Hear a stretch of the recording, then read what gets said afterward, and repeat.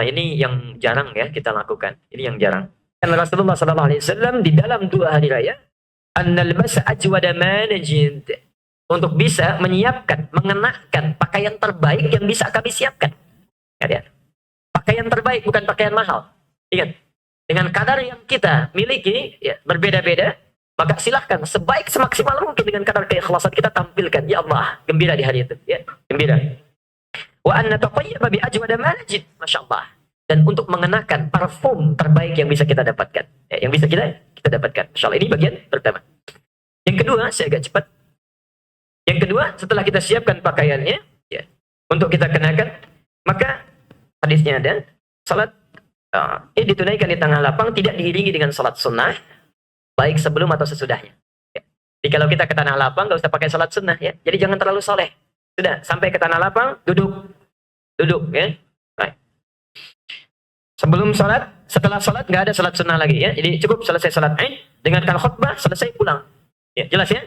Baik, jelas. Hadis yang sahih an Ibnu Abbas radhiyallahu anhuma anna Rasulullah sallallahu alaihi wasallam kharaja yauma adha aw fitrin fa shalla rak'atain. Adalah Nabi sallallahu alaihi wasallam menunaikan salat Idul Adha dan Idul Fitri, maka menunaikan salat 2 rakaat, thumma yusalli qablaha, thumma lam yusalli qablaha wala ba'daha. Maka beliau tidak pernah menunaikan salat sebelum salat sunnahnya itu idnya dilakukan atau setelahnya, ya. Jadi enggak ada salat sunnah sebelum atau setelahnya. Kemudian thumma atan nis ahabba sunnati faqad ahabbani. Siapa yang cinta dengan sunnahku, sungguh dia telah mencintaiku. Faman ahabbani kana ma'i fil jannah. Dan yang cinta dengan sunnahku pasti bersamaku di surga. Sebelum masuk sudah ditunggu oleh Rasulullah, dan tidak akan masuk surga beliau sebelum kumpul itu umatnya. Hati-hati sebelum kumpul dengan beliau itu. Satu kali surga didatangi pintunya oleh Rasulullah, malaikat bertanya, "Man? Siapa Anda?" Dijawab, "Muhammad, saya Muhammad." Dijawab oleh malaikat, "Saya diperintahkan, umirtu alla aftah abwabal jannah. Saya diperintahkan untuk tidak pernah membuka pintu surga kecuali Anda duluan masuk." Dan Rasulullah tidak pernah masuk sebelum menunggu umatnya datang. Muhammad SAW. Dan para pecinta sunnah itu langsung ditunggu di telaga yang sangat baik. Tiba-tiba ada satu golongan yang diusir oleh Nabi. Sementara di dunia Nabi tidak pernah mengusir orang. Itulah orang-orang yang dari jauh kelihatannya suka ikut sunnah. Begitu masuk, kata Nabi, "Keluar kamu, pergi, kamu bukan umat saya." Itulah orang yang selalu melakukan bid'ah, menyelisih sunnah Nabi SAW. Kalau disebutkan Id, itu bisa berarti tempat, bisa berarti keadaan. Ya. Jadi kembali ke tempat semula, tempat berasal, ya. Atau bisa kembali kepada keadaan semula. Apa yang dimaksud tempat mula atau keadaan semula? Tempat semula yang dimaksudkan adalah, kalau dalam konteks kita yang paling mudah, tempat kita berasal, mulanya dari situ, maka kembali ke situ. Contoh, itu juga diartikan mudik, ya, dalam bahasa kita, mudik. Anda lahir misalnya di Sumatera, merantau ke Bekasi, ingin kembali lagi ke Sumatera, maka disebut dengan Aid, pulang kampung. Ya. Keadaannya disebut dengan ma'ad. Ya. Makanya akhirat juga disebut dengan kampung pulang, Id. Mudik ke akhirat, ya mudik Id disebut juga Id, Idul Akhirah. Ya. Bakalnya disebut dengan ma'ad, keadaannya. Ibnu Qayyim al-Jauziyah membuat kitab Zadul Ma'ad, bekal untuk pulang. Jadi kalau antum mudik bawa bekal, Masya Allah, ya, nanti kita lihat itu. Sekarang sudah kelihatan, bahkan mau mudik sudah siap-siap, bekal disiapkan luar biasa. Bahkan yang bawa motor bekalnya lebih banyak, lebih besar dibanding motornya. Ya, Masya Allah. Antum kalau mudik gak ada bekal, mau gak pulang? Gak ada uang bisa pulang gak? Ya, Masya Allah, dikumpul-kumpulkan bekal untuk mudik dunia. Yang nyambut pun yang gak ada diadakan. Rumah dicat, kue-kue ditampilkan dan sebagainya. Masya Allah. Karena tahu ada yang pulang. Dan dulu, ya, kalimat pulang itu selalu identik dengan kebahagiaan. Coba cek, waktu kita sekolah itu, ya, waktu kecil sekolah, disampaikan pengumuman di sekolah, guru yang mengajar tidak bisa datang. Ananda boleh pulang. Senang nggak? Kenapa? Boleh pulang. Nanti saat Idul Fitri kita bisa pulang. Kampung halaman, bisa pulang. Senang tidak? Kenapa? Bisa pulang. Besok kita akan pulang menghadap Allah. Senang tidak? Ini persoalan. Ini persoalan. Antum kalau pulang urusan dunia senang luar biasa, mudik disiap-siapkan segalanya. Yang sementara kita serius. Kenapa yang serius kita tidak serius di dalamnya? Ya. Untuk urusan yang sangat serius, yang abadi, kita tidak serius. Tapi yang sementara, yang nggak ada, diadakan. Ya. Kalau orang sehat, ya, orang sehat akalnya, cerdas, mengerti, pasti untuk yang kepentingan abadi, dia akan mencari bekal yang lebih banyak dibandingkan yang sementara. Itu problematika saat ini. Ya. Karena itu, Ibnul Qayyim al-Jauziyah berusaha membimbing kita. Perhatikan ilustrasi yang sederhana saja ya. Kalau kita simpulkan satu kitab itu, kata beliau, alhamdulillah. Kalau urusan akhirat, sikapi seperti bayangan. Ya, sikapi seperti bayangan. Menyikapi dunia untuk akhirat seperti bayangan. Ya. Bayangan itu dunia kalau Anda kejar-kejar, kita jadikan abadi, itu tidak pernah bisa diraih. Silahkan kejar bayangan itu. Mau dipegang, jalan lagi. Kita jalan, ikut jalan di depan dia. Caranya kata beliau cukup berbalik. Berbalik. Kejar akhirat, bayangan mengikuti. Kejar akhirat, bayangan mengikuti. Jadi kalau orientasi antum tuh dengan akhirat seluruhnya, dunia itu akan ikut. Dan bekalnya otomatis ada. Ya. Tapi kalau Anda berbalik kejar dunia, sudah. Tidak akan pernah cukup dan lupa kita dengan persiapan akan pulang kepada zat yang maha tinggi. Itu aid, ya, yang pertama. Karena itu nanti di Quran itu ada raja'a, itu lain. Kalau raja'a, pulang menunjuk pada tahapan-tahapannya. Kalau ada ke tempat mulanya, raja yarji'u raji, orangnya disebut dengan raji. Ya. Raja yarji'u ruju'an, orangnya raji. Ada ya'udu aidan, orangnya aid. Ya. Maaf, kalau ada orang meninggal apa yang kita bacakan? Inna lillahi wa inna ilaihi raji'un. Al-Baqarah 157. Ya. Alladzina idza asabat 156, maaf. Alladzina idza asabathum musibah qalu inna lillahi wa inna ilaihi. Keadaan pulangnya disebut dengan raji'un karena ketika meninggal gak langsung menghadap Allah. Mampir dulu ke alam barzakh. Ya. Kemudian lewat dulu di hisab. Baru setelah itu ditentukan nasibnya. Menghadap Allah di surga atau nastapa dia masuk ke dalam neraka. Karena itu disebut dengan raja. Baik. Itu atau idun. Yang kedua, ada berarti kembali pada keadaan mula, asal mula, keadaannya. Baik. Sebelum Ramadan, umumnya keadaan kita setelah sholat subuh pagi, kita sarapan dulu. Ya, makan dulu. Kemudian berlanjut sampai dengan maghrib. Demikian seterusnya. Saat Ramadan, kebiasaan kita berubah. Kebiasaan kita berubah. Baik, Masya Allah. Kapan makannya? Awal mula maghrib, kemudian sahur. Ya. Sebulan dibiasakan itu. Selama sebulan, Masya Allah. Selesai sebulan itu, kembali kita kepada keadaan semula. Ya. Hari pertama, di bulan Syawal disebut dengan Aid, karena hari itu akan mengembalikan kita kepada keadaan semula. Setelah kita berusaha untuk menunaikan satu kewajiban di bulan Ramadan, dengan keadaan yang berbeda, keadaan tertentu, maka setelah selesai itu dikembalikan lagi keadaan semula. Apa tanda pertamanya? Fitrun. Fitrun. Fitrun itu tadi kata futurun. Ya. Jadi kalau edisi khusus Ramadan masih bisa menulis? Oh, masih bisa, baik. Kira papan tulisnya puasa juga. Baik. Kita sampai jam berapa ini? Oh, baik.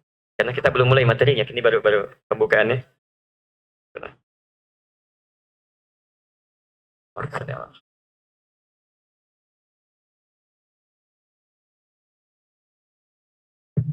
Sudah.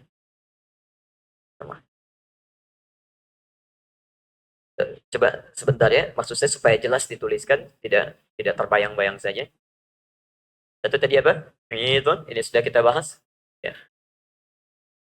Dan yang kedua, al-fitrah. Nah, ini dalam konteks awal bulan Syawal, setelah selesai Ramadan, masuk Syawal, tanggal 1-nya, 1 Syawal, dinamakan dengan Idul Fitri.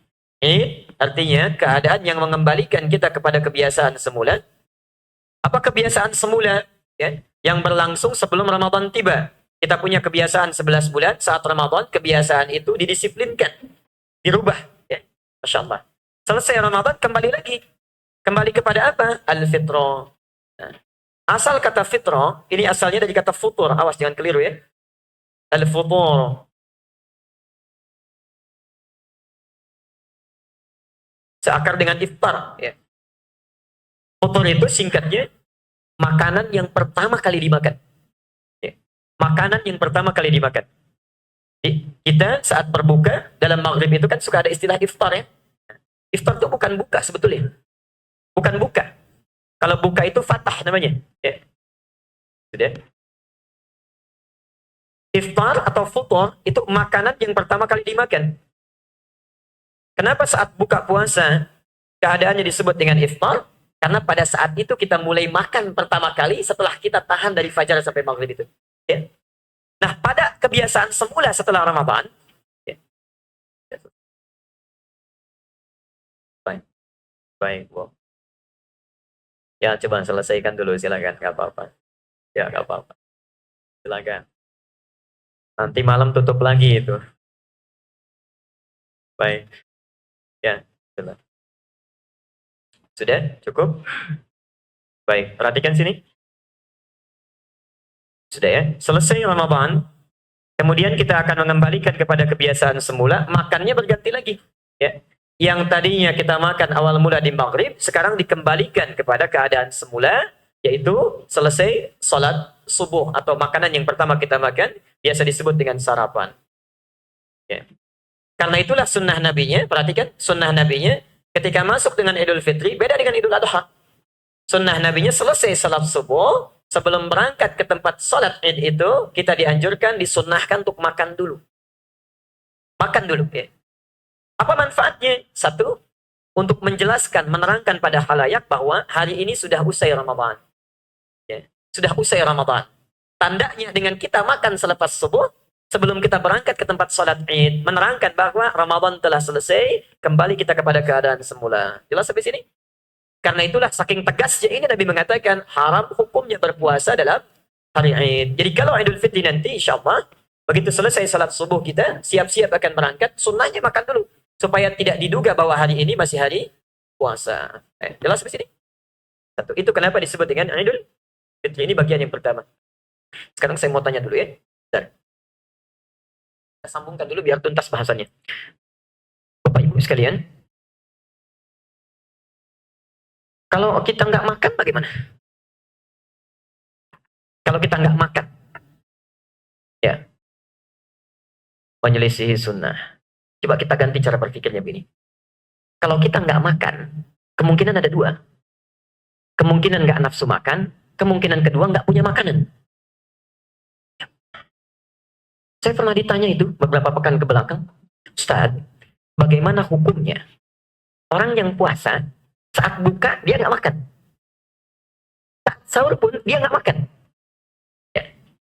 Dia nggak makan saat buka, dia nggak makan saat sahur.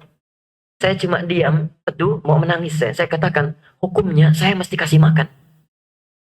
Karena memang orang ini bertanya dengan cara yang lembut. Maksud dia itu saya nggak punya makanan. Memang puasa itu seharian. Ya. Jadi ada kalangan-kalangan tertentu yang saat kita makan, mereka nggak makan, Pak. Ya. Bu, mereka nggak makan. Karena itulah kita diminta memikirkan Rasulullah. Mungkin saat kamu makan, orang lain nggak bisa makan. Karena itulah sebelum subuh datang, setelah tuntas kita puasa, maka Nabi menekankan pada kita harus mengeluarkan makanan untuk persiapan besok orang-orang yang nggak bisa makan. Disebutlah dengan syariatnya zakatul fitri. Ya. Bukan zakat fitrah ya, tapi zakatul fitri. Jadi zakat fitrah itu Ibnu Abbas yang mempopulerkan istilah akhlaknya, tapi istilah fikihnya zakatul fitri. Ya. Disyariatkan malamnya, selesai kita puasa, tuntas puasa, ya. Malamnya kemudian tiba waktu maghrib, saat itu berlaku kewajibannya zakatul fitri. Kenapa dinamakan dengan fitri? Untuk melekatkan peristiwa ini, keadaan ini pada momentum yang besoknya akan tiba, disebut dengan Idul Fitri. Ada orang-orang yang sebelum menunaikannya dia nggak punya makanan di rumahnya, dapurnya tidak berasap, ya. Dan itu malamnya disyariatkan kita untuk semaksimal mungkin. Bahkan kata Nabi paling terbaik bukan berarti pada masa itu cara memahaminya, ya. Batas maksimalnya setelah sholat subuh sebelum sholat id. Supaya orang bisa menunaikan sunnah juga, bukan kita saja. Jangan-jangan kita bahagia, orang lain tidak. Ya. Maka dari sisi fikih kita lihat di seluruh hadis-hadis yang berbicara tentang zakatul fitri, kalimatnya tidak pernah menggunakan fitrah. Fitri. Ya. Nanti yang mempopulerkan istilah fitrah itu Ibnu Abbas, menerangkan fungsi zakat fitri itu ada manfaat kepada fitrah kita. Wa zakatul fitri tuaddi ila zakatil fitrah. Maka populerlah dari situ istilah zakat fitrah. Cuma prosesnya nanti, saya tuntaskan dulu, ada yang lupa membedakan antara pengertian akhlak dengan pengertian fikih. Secara akhlak boleh disebut fitrah, tapi secara fikih tetap dikembalikan kepada fitri. Karena beda nanti antara fitrah dengan fitri. Fitri secara wujud lebih menunjuk kepada makanan. makanan. Karena itulah mayoritas ulama mengatakan zakat fitri itu kalaupun dititipkan pada panitianya dalam bentuk uang, maka disalurkan dalam bentuk makanan tetap. Dalam bentuk makanan. Ya. Saya sampaikan kemarin di Al-Ahsan, ya silakan cari makanan pokok. Ya. Mbako kemas supaya besok orang itu bisa makan juga dengan kita. Ya. Bagaimana kalau kita pikirkan Ustaz itu kan butuh pakaiannya, butuh segalanya, ambil pos yang lain. Karena Allah sudah sentuh hati orang-orang baik saat Ramadan, zakat mal itu bisa meningkat. Ya. Ada pos infak, ada pos sedekah. Ya. Di fitri bentuknya wujudnya dalam bentuk makanan. Zaman Nabi sudah ada dinar, dirham, tapi tidak pernah disalurkan dalam bentuk uang. Ya. Selalu makanan. Pos yang lain, zakat mal itu silahkan gunakan untuk menutup kebutuhan yang lainnya. Tujuan pokoknya itu untuk makan, ya, bukan untuk yang lain. Anda keluarkan dalam bentuk uang, dia khawatirkan fungsinya berubah. Kita kasihkan uang, dibelikan pulsa. Ustaz nggak makan nggak apa-apa, yang penting gaya bisa nelpon. Ya. Dibakar, beli rokok, dibalik petasan, ya. Macam-macam. Karena itu yang terbaik, salurkan dalam bentuk wujud pokoknya, pokok yang lain nanti bisa disusulkan. Kecuali nanti ada kondisi-kondisi yang tertentu. Baik, jelas di sini ya. Di Idul Fitri, jelas kita pahami. Nah, keadaan kita yang bisa berbagi dengan orang, mengurangi sifat serakah kita, rakus kita, dititipkan pada orang lain, sehingga melahirkan kebahagiaan tertentu. Keadaan itu bisa mendorong kita untuk mengembalikan kepada keadaan mula fitrah kita. Kondisi terbaik kita. Maka Ibnu Abbas mempopulerkan istilah zakatul fitrah. Ya, jelas sampai sini? Baik. Karena itu ulama membandingkan zakat fitri bisa disebut zakat fitrah. Tapi nggak ada yang menyebut Idul Fitri dengan Idul Fitrah. Ya? Padahal fungsinya sama maksudnya. Baik. Nah sekarang selesai itu kita akan bahas sekarang tata cara pelaksanaannya. Kalau ini sudah dilakukan sebelum berangkat kita makan dulu. Makanya nanti waktunya Pak, Ibu, yang barangkali ada dari DKM lain juga, nanti agak lebih longgar. Ya. Kalau Idul Adha dipercepat. Selesai salat subuh, ya. Begitu masuk misalnya waktu syuruk, ya, maka segerakan salat Idul Adha. Ya. Karena menyembelihnya yang terbaik dilakukan di waktu duha. Karena itu disebut dengan adha, penyembelihan yang dilakukan di waktu duha. Ya. Di sunnahnya nggak makan dulu. Selesai salat Id, ya, kemudian kita siap-siap berangkat. Begitu masuk syuruk, ya, lewat 1 tombak, 2 tombak, kemudian kita menunaikan salat, selesai itu cepat lakukan penyembelihan. Ya. Dan sunnahnya nanti yang dimakan itu yang disembelih. Ya, setelah dimasak itu sunnahnya, baru dimakan. Ya. Nah, Idul Fitri, karena kita makan dulu sebelum kita berangkat, maka waktunya agak lebih longgar. Agak lebih longgar. Ya. 6:30, 7 kurang 1/4, silakan, masih boleh dilakukan. Ya, masih boleh dilakukan. Karena itu mari kita lihat tuntunannya. Mudah-mudahan Allah memberikan taufik pada kita untuk bisa dibahas dan dimaksimalkan. Saya sudah tulis di buku saya ini, ya, yang tentang Idul Adha, ya, ada di halaman 16 sampai selanjutnya. Ya, ini sama tuntunan Idul Fitri dengan Idul Adha dalam proses pelaksanaannya. Ya. 1, kalau Anda ingin catat, dipersilakan. Kita bagi pada 2 bagian ya. 1 tahap persiapan, 2 tahap pelaksanaan. Ya. Tahap persiapan, 2 tahap pelaksanaan. Yang pertama, dalam tahap persiapan ini, Nabi SAW ya, menganjurkan kita umatnya untuk menyiapkan pakaian terbaik. Ya. Menyiapkan pakaian terbaik dan wewangian terbaik. Ya. Masya Allah, hari raya. Hari raya, kapan lagi kita mendapati ini? Ya.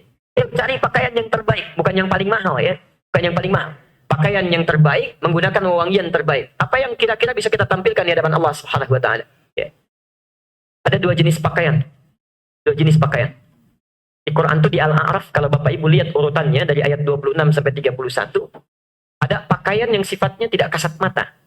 Pakaian akhlak, disebut dengan libasut taqwa. Ya. Wa libasut taqwa dzalika khair. Dan pakaian takwa itu yang terbaik. Makanya saat Ramadan, kita diajarkan untuk menenun pakaian takwa. Ya. La'allakum tattaqun. Dari awal kita berproses mendekat pada Allah. Rajin salat, rajin baca Quran, itu pakaian takwa yang sedang kita tenun. Ya. Cuma sayang nanti ada orang yang bersikap seperti perempuan yang di masa Nabi pernah menenun. Ya. Sebelum masa Rasulullah dikisahkan ada perempuan yang suka menenun pakaian, setelah jadi disobek-sobek lagi. Allah, dihancurkan lagi. Jadi ada orang-orang yang menenun pakaian takwanya selama Ramadan, cuma sayang seusai Ramadan dia hancurkan lagi pakaiannya. Tadinya biasa ke masjid, assalam penuh, Masya Allah, selesai Ramadan selesai ke masjidnya. Saat Ramadan bisa hafalan dan tasmi dengan 6 hafid. Selesai Ramadan kita lihat itu ada lagi apa enggak? Ya. Saat Ramadan, rajin baca Quran, bisa khatam, bisa menghafal. Selesai Ramadan, ada yang dihilangkan pakaiannya. Walibasut taqwa dzalika khair. Orang yang berhasil, pakaian takwa itu dia kenakan setiap saat. Sampai menghadap Allah Subhanahu wa taala, sampai menghadap Allah. Ya. Nanti di At-Tirmidzi nomor hadis 2915. Khusus ada sifat satu orang takwa yang dibedakan oleh Allah dengan orang takwa yang lain. Antum bisa tunggangi ini ya. Yaitu orang takwa yang mengisi aktivitasnya dengan menghafal Quran. Ya. Takwa kan banyak jenisnya. Salat itu bagian dari takwa, ya. Infak bagian dari takwa. Alladzina yu'minuna bil ghaib wa yuqimunas shalah wa mimma razaqnahum yunfiqun. Baca Quran bagian dari takwa. Nah, penghafal Quran ketika pulang menghadap Allah itu akan dimuliakan oleh Allah, diberikan pakaian terbaik untuk membedakan dengan orang takwa lainnya. Perhatikan kalimatnya. Ketika penghafal Quran akan naik ke dalam surganya, Masya Allah. Qurannya langsung menyampaikan, Allahumma halli. Ya Allah, mohon hiasi orang ini untuk membedakan dengan yang bukan penghafal Quran. Fayulbasu ilaihi tajul karamah. Maka dipakaikan di kepalanya mahkota kehormatan. Lalu kemudian, perhatikan kalimatnya. Allah menyampaikan, mana orang tuanya? Mana orang tuanya? Ya. Memberi fasilitasnya, fasilitatornya. Siapa yang menjadikan orang ini bisa hafal Quran? Maka dipanggillah kedua orang tuanya. Dihadirkan di kalangan semesta alam raya. Kemudian anak jadi berikan mahkota, langsung dipakaikan di kepala kedua orang tuanya. Allah. Tapi Qurannya mengatakan, Allahumma zidhu, ya Allah, tolong bedakan fasilitator dengan penghafalnya. Perhatikan. Fayulbasu ilaihi libasul karamah, ini poinnya. Maka kemudian dipakaikan, dikenakan dalam dirinya, kun fayakun ada libasul karamah, jubah kehormatan. Maka dia naik ke dalam surganya dengan menggunakan jubah kehormatannya. Dibedakan dengan orang-orang yang tidak menghafal. Ya. Karena itulah Bapak Ibu saya sering katakan, anak-anak Palestina itu, kalau sudah pada hafal Quran kecil-kecil itu, ya, 4 tahun, 5 tahun, 6 tahun, 7 tahun, ya sudah mereka. Ya, Masya Allah, senangnya luar biasa. Mereka akan bercanda dengan kawan-kawannya. Kalau datang pesawat Zionis dari atas menderu-deru itu bukan di dalam, keluar main tembak-tembakan dengan pesawat kayu. Ya, maaf, dengan pistol kayu, itu senjata kayu. Ya. Kemudian dari atas mengira itu mujahidin sedang latihan perang. Maka kemudian mulai menderu-deru mengintai mereka. Anak-anak ini bahkan akan mengatakan, itu lihat, di pesawat itu nama saya sudah terukir, saya akan pulang duluan. Temannya mengatakan, bukan. Di bom itu, di senjata itu, saya yang pulang duluan. Itu nama saya akan susul paman saya duluan. Allah, mereka tidak lari. Sampai kemudian saking sayangnya Allah, cepat pulang. Sudah cepat pulang. Kalian sudah hafal Quran. Sudah jangan lama-lama di dunia. Sudah selesai. Capek. Tengah roti dibagi 16 orang. Kalau mau minum sumber minumannya diracun terlebih dahulu. Pasti disterilkan dulu, cepat pulang. Karena itu jangan kita kasihan pada mereka. Jangan kita kasihan. Karena Allah sangat sayang dengan mereka. Cepat pulang. Ya, amal kalian sudah cukup. Masya Allah. Kita yang dikasihani. Mereka 4-5 tahun sudah hafal Quran. Ya, paling sedikit setengah Quran. Kita 40-50 tahun barangkali masih harus memaksa diri untuk bisa membaca Quran. Karena itu perhatikan candanya anak-anak Palestina kalau sudah hafal Quran. Ya. Kami mengalami ini juga di Libya. Insya Allah. Kalau mereka sudah naik, sudah hafal Quran, nanti akan canda dengan kawannya. Nanti saya kalau ada di surga tingkat paling tinggi itu pakai jubah, kamu masih di bawah, saya dadain katanya. Masya Allah. Antum ada di mana? Kita ada di mana? Maka bertakwalah kepada Allah Subhanahu wa taala, siapkan bekal kita. Ya. Itu libasut taqwa. Nah, saat ini kita dianjurkan mengenakan pakaian terbaik, ya. Hadis Nabi sallallahu alaihi wasallam riwayat Al-Hakim di kitabnya Al-Mustadrak, ya. Al-Mustadrak itu kitab hadis yang syaratnya penulisannya sesuai dengan syarat Al-Bukhari dan Muslim. Ya. Tapi Imam Al-Bukhari dan Muslim tidak meriwayatkan hadis-hadis ini. Sebab satu, Imam Al-Bukhari, abadi atau terbatas usianya. Terbatas, ya. Dan perangkat beliau untuk mencari hadis pun terbatas. Beliau hidup mencari hadis jalan kaki, Pak. Bu, jalan kaki itu. Lahirnya di Khurasan, di Bukhara, di Uzbekistan. Bisa jalan kaki sampai ke Mekah, ke Syam, mencari hadis. Cari satu hadis saja, jalan kaki. Masya Allah, ribuan mil ditempuh itu. Pernah satu ketika beliau jalan sudah jauh-jauh. Ya, kalau kita dari Lebak Bulus dah ke Assalam ke sini. Diilustrasikan jalan kaki. Begitu tiba, qadar Allah yang akan diambil hadisnya itu, konon cuma beliau itu yang punya hadis. Sedang bermain dengan ayam. Ayam peliharaannya bukan ayam orang. Ya. Seperti mau ngasih makan tuh. Ya. Begitu ayamnya datang, gak dikasih makan, ditangkap. Ya. Ditangkap. Al-Bukhari balik lagi. Kata tetangganya, Syekh lima ta'ud, kenapa Anda kembali lagi? Kata Al-Bukhari, kalau dengan ayam saja sudah bohong, apalagi dengan Nabi. Kalau dengan ayam saja sudah bohong, apalagi dengan Nabi. Anda bisa bayangkan, ulama yang hebat itu, Masya Allah, yang kalau Ramadan, setiap siang khatam Quran. Setiap hari, setiap siang khatam Quran. Malamnya tambah lagi 10 juz. Malamnya tambah lagi 10 juz. Investasinya banyak, hafal hadis, segala rupa. Masya Allah, Bapak Ibu sekalian. mencari satu hadis saja, jalan kaki. Antum yang dikasih mobilnya, motornya, fasilitasnya. Ustadznya langsung datang sendiri. Tempat taklim dekat dengan kita, diberikan 10 hadis, nggak mau datang juga. Ini satu hadis sampai jalan kaki. Yang sudah jelas amalnya banyak, investasinya luar biasa. Kita yang surganya nggak jelas, amalan masih berantakan, hisab masih menegangkan, dikasih langsung saking sayangnya Allah, nggak mau datang juga. Ya, apa yang kita nanti sampaikan di hadapan Allah Subhanahu wa taala? Ya. Maka beliau setelah meninggal dunia, tidak semua hadis bisa dikumpulkan karena keterbatasan itu. Wafat, ya semua belum bisa diborong, munculnya muridnya Muslim. Muslim meneruskan mencari hadis-hadis yang utamanya belum bisa ditemukan oleh gurunya saat itu. Tapi Muslim pun meninggal.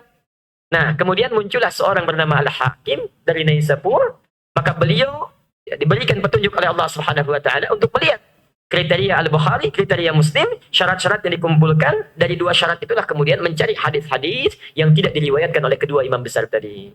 Dikumpulkan di satu kitab disebut Al-Mustadrak. Al-Mustadrak itu yang disusulkan. Ya, yang disusulkan. Dulu nggak diriwayatkan, saya susulkan ini. Ya. Nah, ini tercantum di Al-Mustadrak nomor hadis 7650. Baik. Amarana Rasulullah sallallahu alaihi wasallam fil aidaini, ya, disampaikan dari Hasan bin Ali. Hasan itu cucunya Nabi, ya.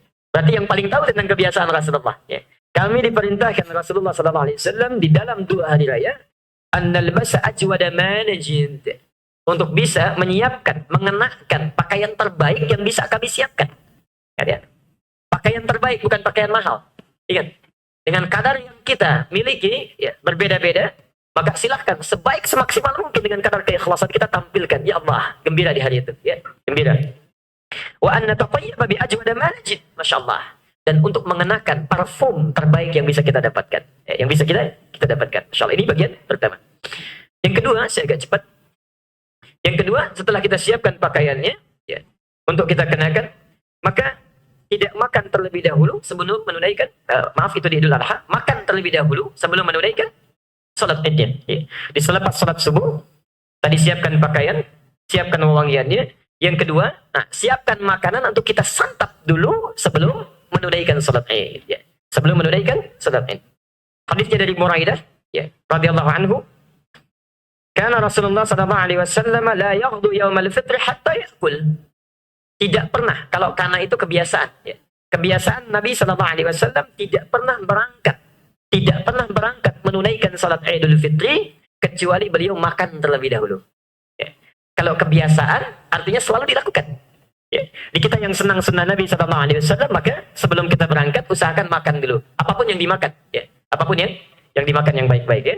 Wala ya'kulu yaumal adha hatta yarji'a fa ya'kulu min udhiyatihi. Dan tidak pernah beliau berangkat menunaikan salat Idul Adha kecuali menahan makan dulu, baru setelah kembali makan dan dari hasil sembelihannya. Ya.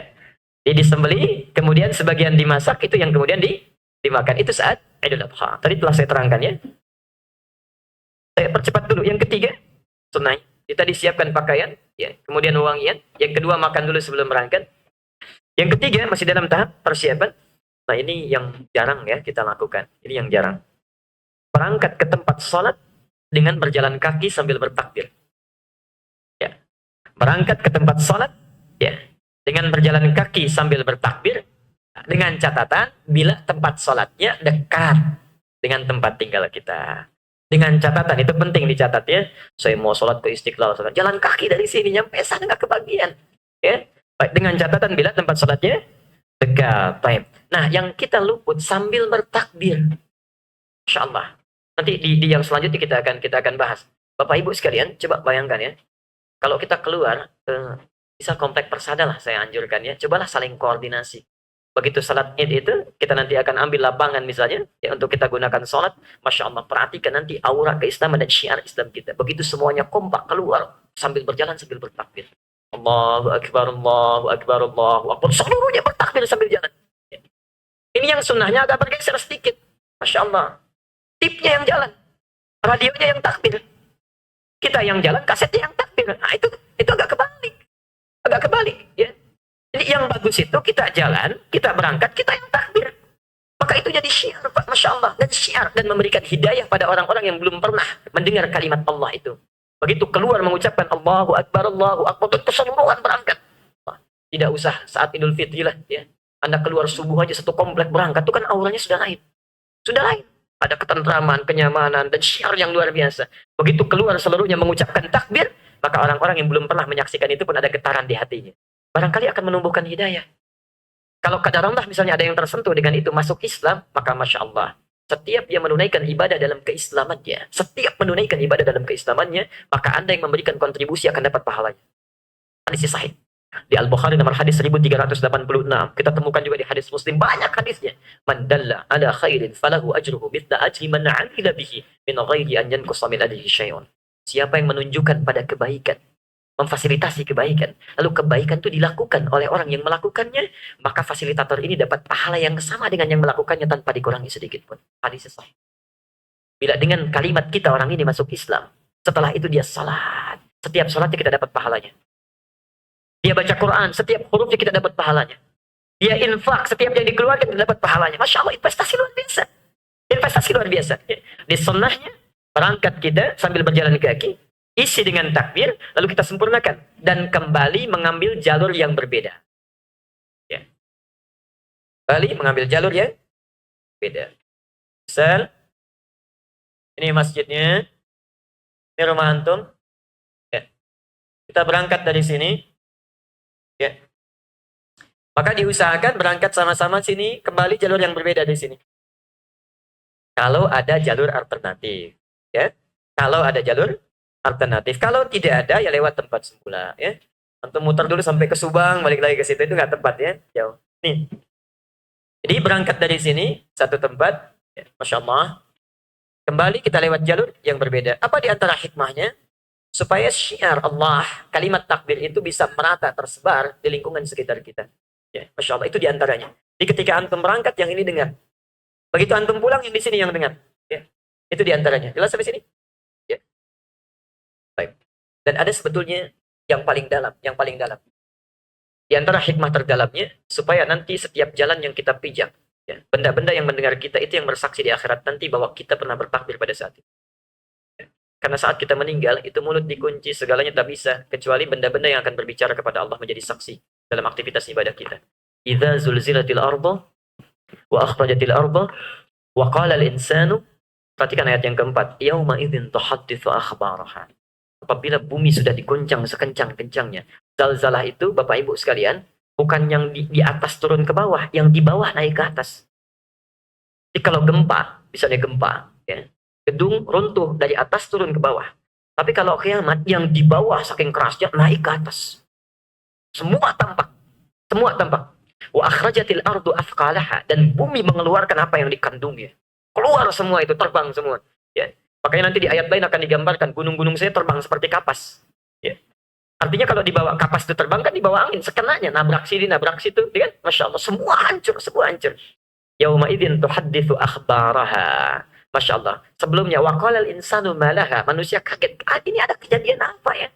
Setelah hancur seluruhnya, perhatikan. Yauma idzin, pada masa itu. Hadithu akhbaraha. Setiap tempat yang kita pijak, keadaan itu mengabarkan keadaan kita, bersaksi di hadapan Allah.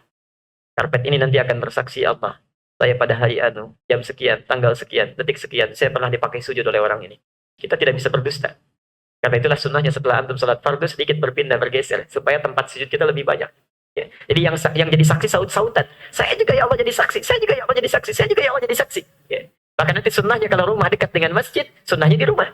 Sunnahnya. Ya. Kecuali dalam keadaan tertentu. Kalau jauh, ya kita lakukan di masjid. Kalau dekat, sunnahnya di rumah. Supaya nanti tempat sujudnya menyebar rata dan semarak dalam kebaikan mendekat pada Allah Subhanahu wa Ta'ala. Pun demikian saat antum bertakbir dalam Id itu, pulang lewat jalan yang berbeda dengan yang datang, supaya mereka semarak nanti menyampaikan bukti bahwa kita pernah bertakbir pada saat itu. Ya. Wah, kalau kasetnya nanti repot tuh. Ya. Yang dapat Sony nanti tuh. Sebentar. Ya, kita sampaikan hadisnya. An Ali bin Abi Thalib bin qala, dari Ali bin Abi Thalib beliau menyampaikan, minas sunnati, termasuk sunnah. Ya, termasuk sunnah. An takhruja ila al-'id masyian, masyaallah. Wa an ta'kula syai'an qabla an takhruj. Termasuk sunnah. Anda pergi ke tempat salat untuk menunaikan Id dengan berjalan dan makan sesuatu dulu sebelum berangkat. Jelas ya? Baik. Kemudian bagaimana yang menerangkan tentang takbirnya? Ya.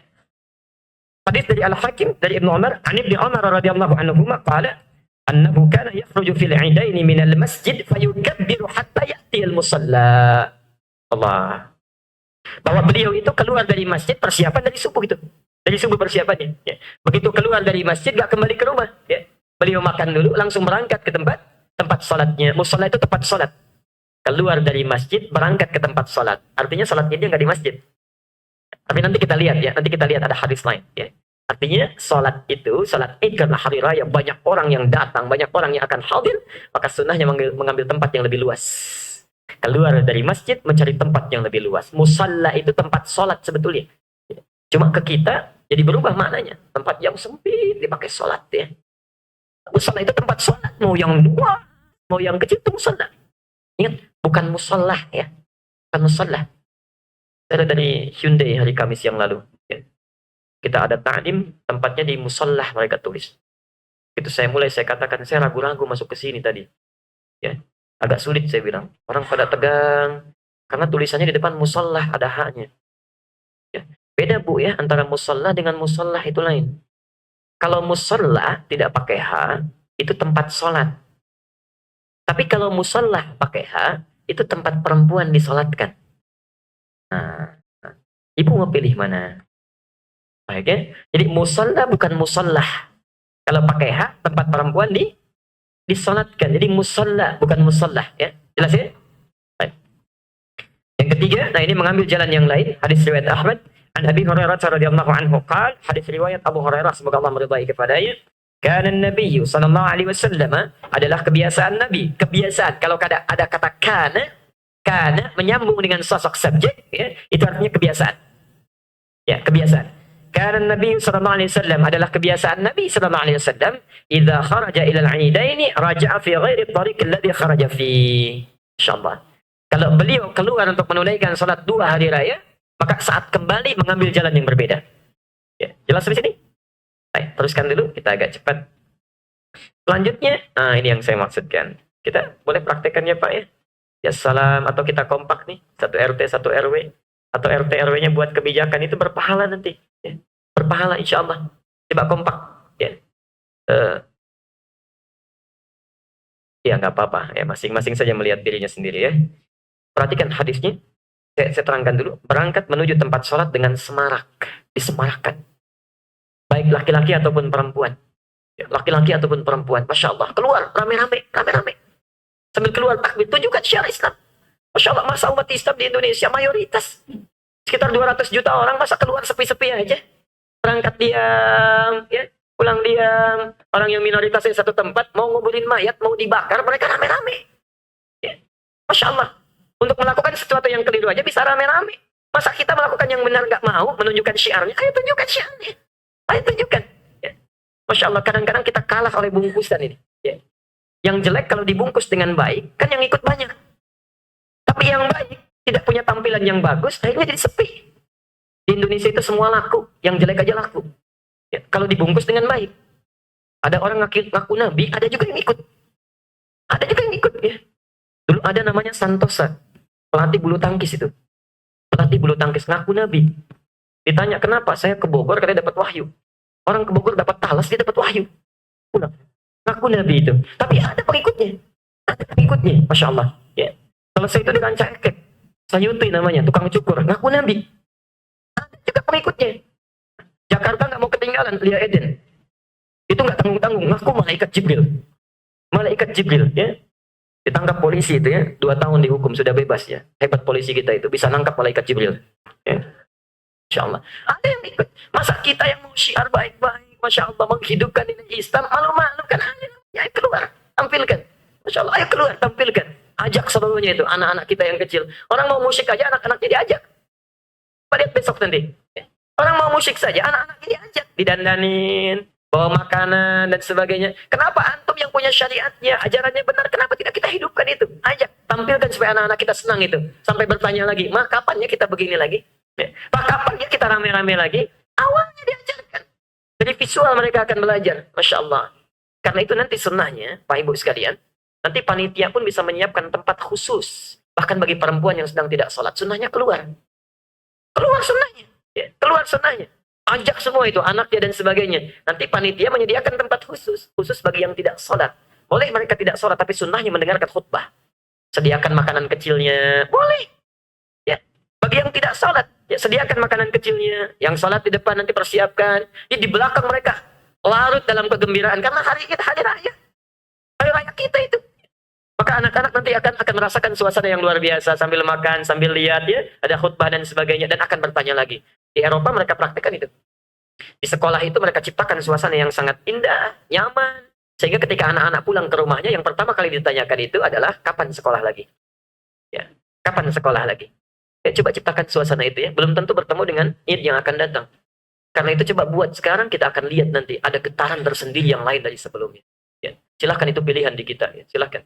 Di Kampung Pulau di Jakarta, itu pernah RT RW-nya kompak membuat kebijakan. Satu komplek disurati. Minimal kita hari Ahad katanya, sholat subuhnya di masjid semua. Masya Allah. Itu saya berhusnudzan kepada Allah, insya Allah dapat pahalanya itu. Begitu dibuat surat disebarkan ke setiap rumah. Kemudian mulai datang. Awal-awalnya kan dipaksa dulu datang. Masya Allah. Saat datang itu merasakan kenikmatan. Tadinya cuma 1 baris. Tiba-tiba jadi 5, 6, 7 baris ke belakang. Begitu datang semua keluar di tempat yang sama. Yang nggak keluar besoknya jadi bingung. Karena cuma sendirian di rumahnya. Pekan depannya ikut keluar. Karena kan kebiasaan orang kalau keluar dari masjid kan bertanya. Si A kemana? Si B kemana? Sambil jalan. Besoknya datang semua. Allah. Sholat subuhnya luar biasa. Itu getaran di hatinya luar biasa. Ketika panggilan Allahu Akbar, Allahu Akbar. Semua keluar dari komplek itu. Menuju ke masjid. Kebaktian dari jam 10 pindah ke subuh. Ya, itu. Ya. Kami dapat laporan itu pindah ke subuh. Ya. Karena sudah nggak ada lagi, semua berangkat. Kenapa antum tidak ciptakan itu? Apa nggak rindu? Ya. Saat Ramadan bisa, kenapa setelah Ramadan nggak bisa? Karena amalan kita tidak jadi prioritas, tidak menjadi prioritas, ya. Tidak menjadi prioritas. Umirna an nukhrija al-hayyadha yawmal 'idaini wa dhawatil khuduri fayashhadu jama'atal muslimin. Ya, diriwayatkan hadis sahih dari Ummu Atiyah, ya, bahwa kata Ummu Atiyah kami diperintahkan untuk membawa keluar, mengajak serta, ya, perempuan-perempuan yang haid, yang tengah libur. Jadi ibu yang sedang suci pun, ayo cari pahala bu. Ajak teman-teman yang sedang libur, ya diajak berangkat, ajak berangkat. Begitu mereka berangkat, kemudian mendengarkan khutbah, dapat dari situ pencerahan, hidayah kebaikan. Maka ketika mereka berubah, kita dapat pahala kebaikannya. Insya Allah ya. Nah, itu diantara hadis riwayat Al-Bukhari. Ya. Bahkan yang paling menarik, perhatikan. Qalat imra'atun, sampai bertanya seorang perempuan, ya Rasulullah, ihdana laisa laha jilbabun. Ya Rasulullah, di antara kami ada yang nggak punya jilbab, nggak punya kerudung. Ya, Masya Allah. Jadi kalau di dalam rumah kan dia terbuka ya, yang orang rumahnya yang bisa lihat. Tapi kalau keluar dia nggak bisa keluar karena nggak pakai jilbab, nggak punya. Perhatikan jawab Nabi. Qala litulbisaha sahibatuha min jilbabiha. Allah. Bahkan saking pentingnya keluar ini, maka tetangganya yang punya jilbab berikan kepadanya supaya bisa pakai. Pakaikan dia. Itu artinya saking pentingnya pertemuan ini. Saking pentingnya. Ya, itu ajaran luar biasa. Ayo bu ya, diajak, dibantu, yang belum pakai hijab, bantu untuk pakai hijab. Jangan tunggu meninggal baru dihijabin ya. Karena kalau perempuan meninggal itu pakai kafan, itu beda dengan laki-laki dikerudungin. Kafannya perempuan itu pak dikerudungin. Kalau kita enggak, ya jadi ada tambahan satu ya syaratnya itu. Jadi 5 kain, salah satunya untuk kerudungan untuk perempuan. Hati-hati, hidup nggak pakai jilbab, pas meninggal pengen pakai jilbab. Awas, malaikatnya bingung nanti. Kamu siapa ya? Kemarin kan nggak pakai. Kok sekarang pakai? Awas, hati-hati jangan tunggu meninggal. Ya. Baik. Yuk bagian kedua kita agak cepat sebentar ya, supaya sempurna dulu. Tadi persiapan. Jadi kita simpulkan satu, siapkan pakaian terbaik, pakai wewangian. Kedua, makan. Ya sebelum kita berangkat, tidak harus yang besar. Yang penting terisi dulu untuk menunjukkan bahwa sekarang sudah bukan waktu puasa. Ya. Kemudian berangkat, mengambil jalan. Ya, jalan yang berbeda dengan jalan pulang sambil bertakbir. Ingat, sambil bertakbir. Jangan malu. Ungkapkan. Allahu Akbar, Allahu Akbar, Allahu Akbar. Ya, ayo ungkapkan. Ya, jangan malu. Dan yang keempat, dilakukan dengan semarak. Bahkan, bagi perempuan yang tengah haid pun, dianjurkan disunahkan untuk keluar dan mengikuti khutbah.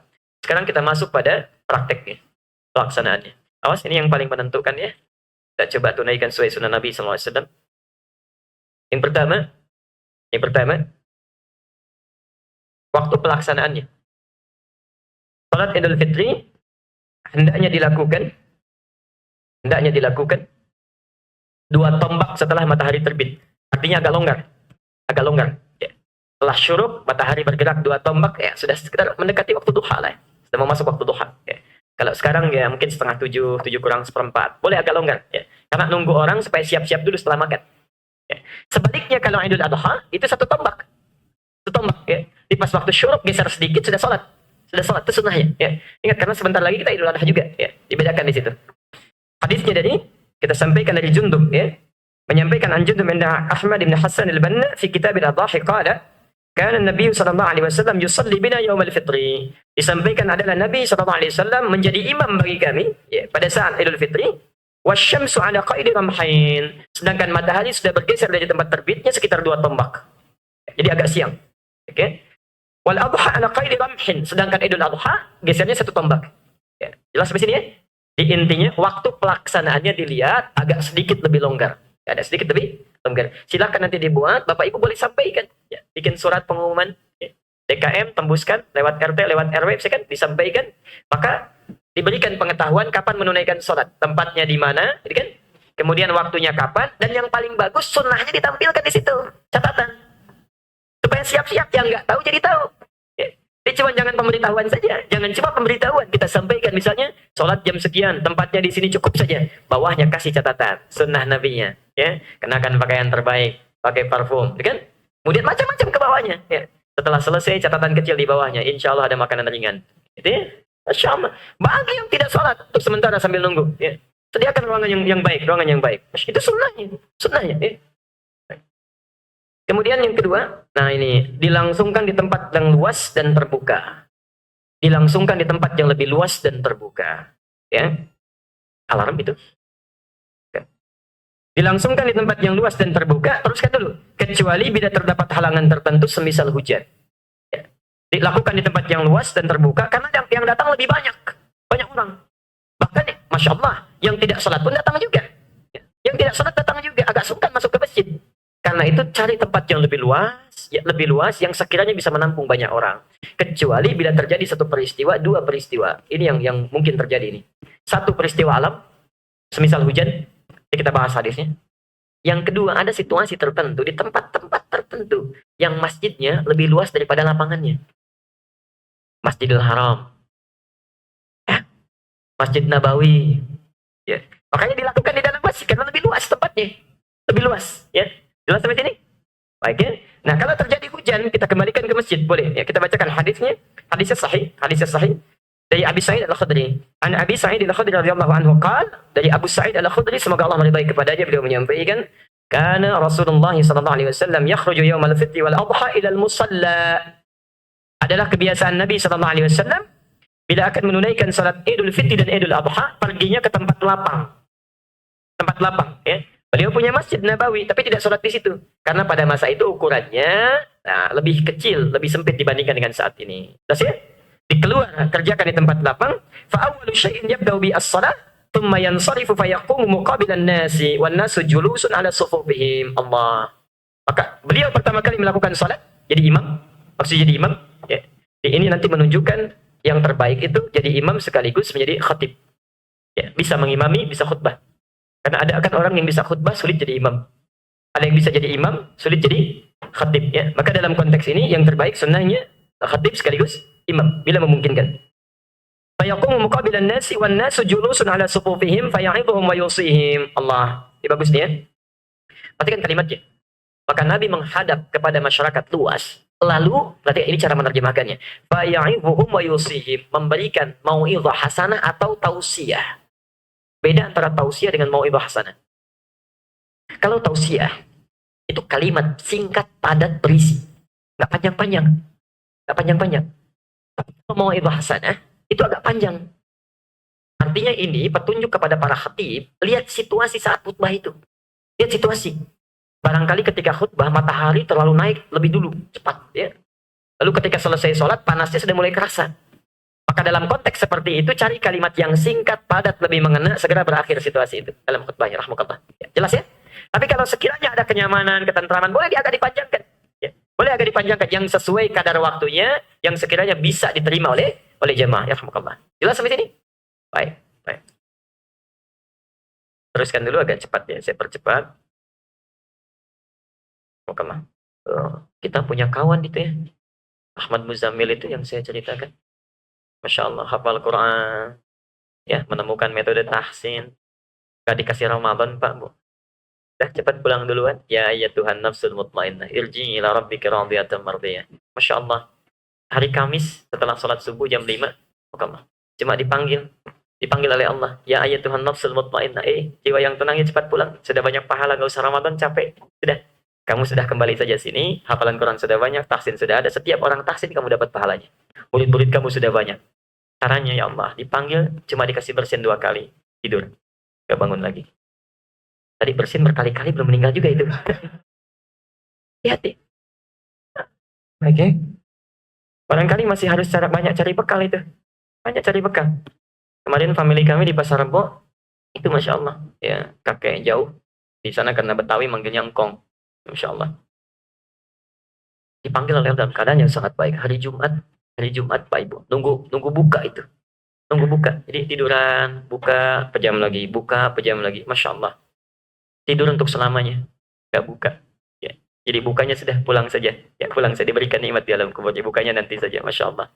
Ya. Seperti Uthman. Saat dibunuh itu Uthman. Uthman itu sedang tidur Pak Ibu sekalian. Kemudian bermimpi bertemu Abu Bakar dan Omar. Kata Abu Bakar dan Omar, kamu jangan dulu buka. Nanti bersama Rasulullah kita bukanya. Nanti lihat ya. As-Sirah An-Nabawiyahnya. Nanti lihat. Sirah sahabat. Karangan As-Salawi nanti ya. Masya Allah. Qadarullah ketika itu, saat terbangun Uthman bin Affan, tiba-tiba datang 3 orang lompat dari atap, ya. Di antara mereka ada yang megang Uthman, kemudian ada yang menarik janggutnya, kemudian ada yang, sebelumnya ya, mengambil senjata dan menggorok lehernya Uthman saat itu. Dan meninggal sebelum beliau berbuka. Sebelum berbuka, ya. Masya Allah, Allahumma shalli ala Muhammad. Perhatikan, bagaimana orang-orang baik itu diambil dalam keadaan yang terbaik, ya. Saya sampaikan di Al-Ihsan, karena itu dalam kajian itikaf, ya. Sore, jam 6, saya sampaikan kisah, ternyata masuk SMS. Ya, itu meninggal dunia. Malamnya saya sampaikan lagi. Saya bilang, ayo bangun, etikaf itu isi dengan kebaikan, jangan banyak tidur. Meremelek, hati-hati. Kong saya meremelek tadi meninggal gitu. Ya. Ayo. Allah. An Abi Hurairah radhiyallahu anhu annahu asabahum matarun fi yaumi 'idin fa shalla bihim an-nabiy sallallahu alaihi wasallam salatan 'idi fil masjid. Hadis riwayat Abu Daud, nomor hadis 1162. Pernah Rasulullah sallallahu alaihi wasallam mengimami, Masya Allah, masyarakat pada saat itu dalam salat Id, tapi sebelumnya datang hujan, maka Nabi pun mengalihkan salatnya ke masjid. Jelas ya? Baik. Jadi yang prioritas adalah lapangan tempat terbuka lebih luas. Kalau terjadi peristiwa boleh kembali ke masjid. Teruskan dulu, memasang sutrah bagi imam sebagai tanda dan batas yang tidak boleh dilalui. Sutrah bagi imam. Ya, ingat, imam ya. Jadi begitu imam misalnya disediakan tempatnya, sudah kita pasang sutrah itu. Hati-hati, sutrah bagi orang yang sholat berjamaah, batasan lewatnya itu imam. Depan imam, bukan makmum. Ya. Bukan makmum, tapi imam. Ya. Karena itu kalau ada misalnya situasi tertentu, Anda mengalami situasi tertentu dalam sholat berjamaah, sifatnya darurat, boleh kita keluar walaupun melewati orang sholat. Dalam saf makmum, tapi tidak boleh lewat depan imam. Jelas ya? Dikasih sutrah di situ. Itu batasan salat berjamaah. Ya. Kalau secara umum saja, salat sendirian, nunggu misalnya, maka nggak boleh lewat depan orang salat. Ya. Itu lebih baik menunggu, kata Nabi, selama 40. Tidak disebutkan apakah 40 hari, 40 bulan, 40 tahun, tidak disebutkan. Maka lebih baik kita bersabar. Tapi salat berjamaah, ada situasi yang membatalkan kita, jangan tunggu kita sempurnakan, baru kemudian keluar. Jangan keluar. Wudhu, gabung lagi salat. Dapat kita kebaikan di situ. Ya.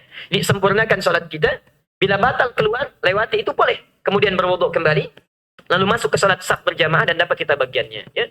Jadi itu sunnahnya. Tapi nggak boleh lewat di depan imam. Pernah satu kali dalam satu hadis Ibnu Abbas datang terlambat, saf sudah mau dibuat. Itu Masya Allah. Jadi kan agak longgar jaraknya. Ya, jarak antara saf dengan saf agak longgar.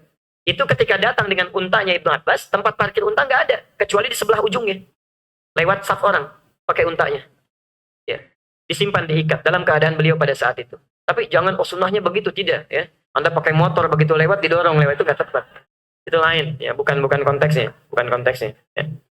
Sediakan maksudnya tempat parkir yang tepat, Pak. Ini motor, ini mobil, ya. Jadi nanti jangan bikin orang khawatir, aduh di sini nggak ada tempat parkir lah, pindah aja ke tempat lain. Tadinya mau ngerjain sunnah, kemudian pindah ke tempat lain, ya, insya Allah. Jadi sediakan atur yang baik. Kemudian hadisnya ada, salat ditunaikan di tengah lapang, tidak diiringi dengan salat sunnah, baik sebelum atau sesudahnya. Jadi kalau kita ke tanah lapang, nggak usah pakai salat sunnah ya. Jadi jangan terlalu soleh. Sudah, sampai ke tanah lapang, duduk duduk ya. Baik. Sebelum sholat, setelah sholat nggak ada sholat sunnah lagi ya. Jadi cukup selesai sholat dengarkan khutbah, selesai pulang. Ya, jelas ya? Baik, jelas. Hadis yang sahih an Ibnu Abbasin radhiyallahu anhuma anna Rasulullah sallallahu alaihi wasallam kharaja yauma adha aw fitrin fa shalla rak'atain. Adalah Nabi sallallahu alaihi wasallam menunaikan salat Idul Adha dan Idul Fitri, maka menunaikan salat 2 rakaat, thumma yusalli qablaha, thumma lam yusalli qablaha wala ba'daha. Maka beliau tidak pernah menunaikan salat sebelum salat sunnahnya itu idnya dilakukan atau setelahnya. Ya. Jadi nggak ada salat sunnah sebelum atau setelahnya. Kemudian thumma atan nisaa fa wa ma'ahu Bilalun fa amarahunna bis shadaqati fa ja'alatil mar'atu tulqi harsaha wa tulqi sikhabaha. Masyaallah.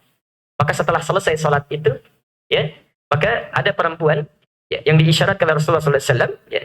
Kemudian diisyaratkan melalui Bilal. Ya, Bilal memberi isyarat, maka ada perempuan yang mengedarkan ya, isyarat untuk orang-orang supaya bisa bersedekah. Ya. Jadi boleh. Bahkan bagian dari sunnah. Ya. Ketika selesai sholat misalnya, ya Anda ingin memperbanyak sedekah, boleh.